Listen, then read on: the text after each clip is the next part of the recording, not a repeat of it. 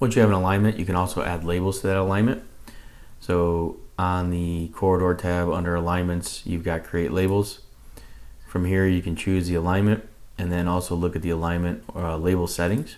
So if I click on the label settings, it'll bring up a dialog box where you can come in and you can modify these settings. So you can set the spacing of where you want your major alignment labels, what the tick size might be, how it's oriented, displaying the whole station. You can label every tick, every 4th or 5th or 10th tick. So a lot of different settings you can set up in the labels.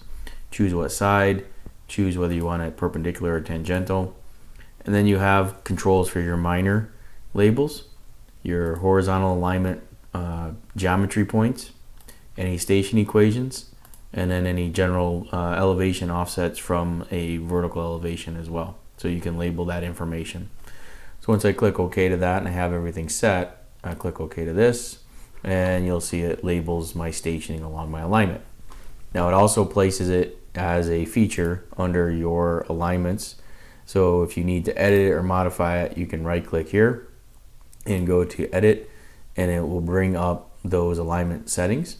And once you get your alignment label settings, you want to make sure that maybe you set it as a default so that it stores those settings, so you don't have to redo that maybe for your secondary or other roads within your project or other alignments within your project.